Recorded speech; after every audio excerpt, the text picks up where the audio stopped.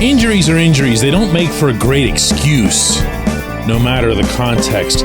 But, they are real, and they can be a big, big factor. Good morning to you. Good Tuesday morning. I'm Dejan Kovacevic of DK Pittsburgh Sports, and this is Daily Shot of Steelers. It comes your way bright and early every weekday. If you're into, I was about to say football. If you're into football, you're definitely already listening to this show. But if you're into hockey and or baseball, make sure you check out my daily shots of Penguins and Pirates, which you could find in the same place as this. Minkah Fitzpatrick participated in only 10 games this season. Even in some of those 10, he was hurt and removed early.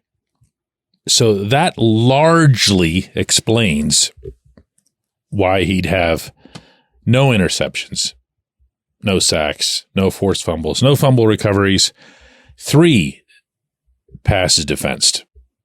When you're entering an NFL season and a performer of Minkah's caliber is on your roster and he's hale and healthy all through the summer and through the preseason and through the first couple games and whatever else, you have every right as a team executive to expect X level of performance. And in his case, X times 39.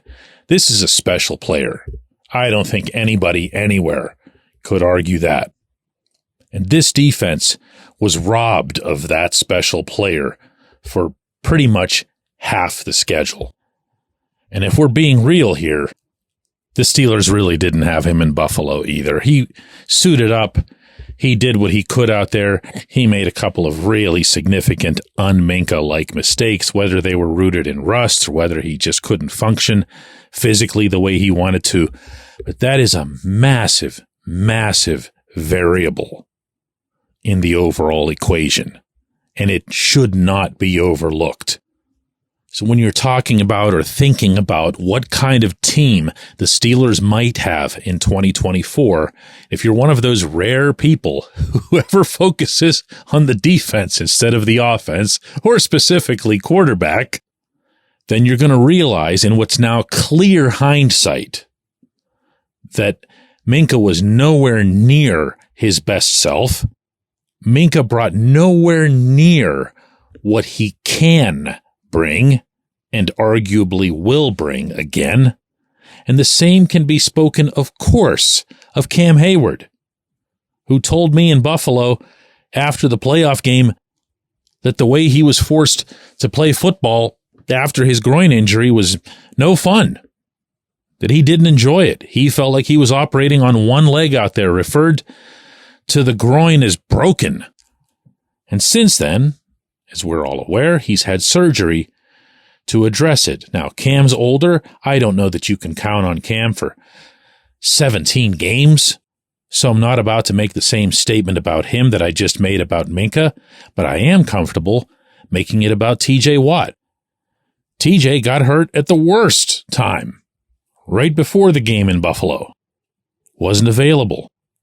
But as I'd shared with you that week leading up to the game against the Bills, I didn't think that was going to hurt the Steelers as much as some other injuries might because of the wonderful depth that they have at the outside linebacker position. Sure enough, Marcus Golden had a sack. Nick Herbig was in there. Alex Highsmith made some plays, sealed the run, sealed Josh Allen from the outside, which isn't to say that, TJ might not have done more. But it's not that it hurt. And when I say hurt, I mean like, Miles Jack getting stuck in pass coverage on that touchdown. I feel like I'm guilty too on this show of not talking enough about the defense. And part of the reason for that is I see the defense as being something that's so simple. It's simple to fix whatever it is that's wrong. If you take it a group at a time, you start with the defensive line. Cam needs to be healthy. Larry Ogunjobi needs to be healthy. Keanu Benton needed to get a year under his belt and needs to have his second-year explosion. Well, all of that's aligned. Edge rushers I just addressed. Inside linebackers I can address as simply as possible. Find a bunch, sign a bunch, and then when you're done with that, find and sign some more. The secondary, I'm seeing, hearing, and reading more people remarking of late about all the corners that are available in the upper part of the draft. And I got to tell you, if it comes down to just purely positional selection, I'm not interested in that one. I'm just not. How can you not love what you just saw of Joey Porter Jr.? He looks like an island corner who can handle that job for almost the next decade. The other corner isn't perfect, but let's remember that Corey Trice was considered to be a much better pedigree corner than the 7th round where he ended up, and that he was looking pretty promising in the summer work that the Steelers did, although some of that gets overblown by people just based on a couple of scattered reports, possibly including my own. I don't want to lay that kind of pressure on the kid over some drills that he was doing in July, but he is talented and he is determined and he can be someone who contends for corner work. From there, go sign a veteran, upgrade over Levi Wallace. And then there's safety, where the Steelers at one point looked like they were really determined to go with this 3 safety set that was going to allow Minkah more freedom than ever. And then, one after the other, all of the safeties just started falling like dominoes. Minkah, DeMonte Casey, Keanu Neal, everybody, one after the other. Boom, boom, boom, boom, boom. Now, I don't know what's going to happen with the other safety spots. Maybe Eric Rowe gets retained. Boy, was Mike Tomlin impressed with him late in the season as a replacement. Maybe they go out and get somebody else. Maybe they stick with the guys. I don't know. I do know that the overriding, really, factor out there was not having Minkah.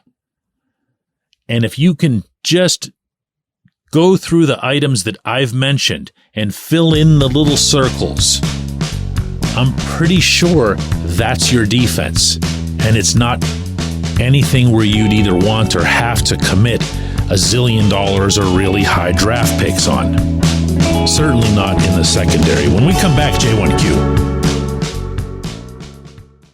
This segment of Daily Shot is brought to you by our good friends at Mike's Beer Bar. They're located on Federal Street, directly across from PNC Park. Mike has more than 500 beers on tap, including from more than 50 local breweries. Stop in and say hello. Tell Mike we sent you. Mike's Beer Bar.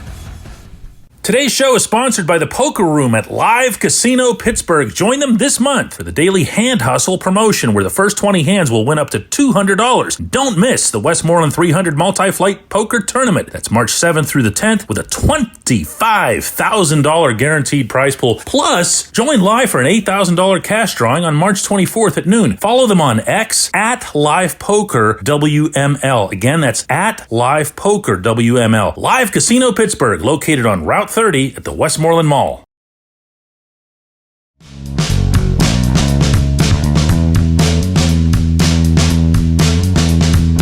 I was yesterday years old when I promised you that today's show would not be about quarterbacks, because Monday's shows are about quarterbacks and you don't want to over-quarterback.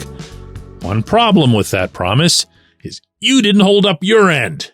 So all I got from everybody were J1Qs about quarterbacks. So, you know what? It's your segment. Dan says, good morning, DK. Do you really believe that there will be a fair competition for the starting quarterback job this summer? I don't. I think the Steelers will sign Mason Rudolph and make it appear like there will be, but I think Kenny Pickett will be anointed the starter. Mason has never been given the chance since Ben Roethlisberger retired, and hearing all those stats you offered on the Monday show about Kenny's performance last year, I'm no longer thinking that he was just handicapped by Matt Canada. He didn't perform. I hope that I'm wrong on this. Dan, I want to side with you on your main premise there. I want to say back, you know what, Dan, you're right. It's not going to be a fair competition. Mike Tomlin very clearly and equally unapologetically has a thing with Pickett. There's not anything that's even being hidden about it. He'll say it right out loud. He loves the intangibles. He values the intangibles. What's more, Tomlin doesn't like being wrong. I don't know too many of us who do, but some can handle it better than others. He's not had a history of handling that sort of thing particularly well. And from what I understand, that's not just whenever he's dealing with reporters like me. That's in all walks of life. He just happens to be one of those people. He might know he's wrong. He's never, ever, ever going to say it. He might not even think it. And the most powerful example of that in recent memory wasn't a quarterback situation at all. It was Kendrick Green.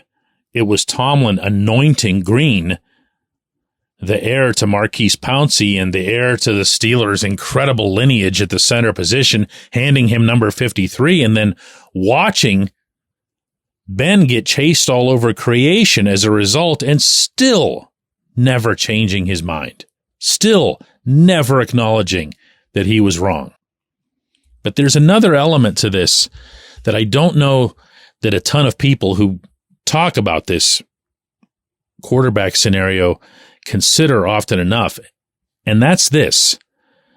The money that Mason's about to get from the Steelers, or let me rephrase that to be more accurate, the money that he's about to be offered by the Steelers, whatever that happens to be, will dwarf the rookie level pay that Pickett's continuing to get in 2024 and beyond. Mason will be the significantly more expensive player. And for anyone who goes back into this past season and remembers that when Kenny got hurt, the call immediately went to Mitch Trubisky. Now, we can go back and forth as to why that might have been. Well, Mitch was the number 2. Why would you bypass the number 2? A show of respect for the veteran who has the more starts. Or it could have just been that Mitch was the one making a ton of money compared to the other 2. And if you signed him for a ton of money, then you probably had to have made a decision at some point or other that he was worth more to you based on your evaluation of all of your quarterbacks than at least Mason, who was your number 3, making $1 million. So if and when this happens, that the Steelers sign Mason to an extension, the first thing that you're going to notice, and remember that you heard it here first, is there won't be any big pomp and circumstance press conference. It's going to be a press release. Mark my words on that. They're not going to make a big deal out of it, and that's going to be on purpose. They want to keep all of that part of it as low-key as possible. The second part is that Mason now walks into that building a different dude. He walks in, I don't want to say with his chin up, because he obviously had his chin up through all of this to have performed the way he did after being held in storage all that time. But he's kind of going to be either BMOC or co-BMOC, and there will just be a different feel to him when he goes behind the line for first team snaps, regardless of how those get doled out or alternated or whatever. But when he goes back there behind the new center and starts taking these snaps, he's going to be the last guy you saw quarterbacking this team through 3 do-or-die games and a road playoff game. So the vibe is different. I think that one of the things that's going to happen, Dan, to kind of clear the air on all of this and to kind of absolve Tomlin in his own head of having to constantly justify how they could have been so wrong about somebody under their roof, is that he's going to have to come up with better phraseology whenever that issue invariably comes up. He has to make himself the guy who gave Mason the chance, the guy who recognized Mason out of Oklahoma State or whatever it is. I appreciate the question. I appreciate everybody listening to Daily Shot of Steelers, and we're going to do another one of these tomorrow.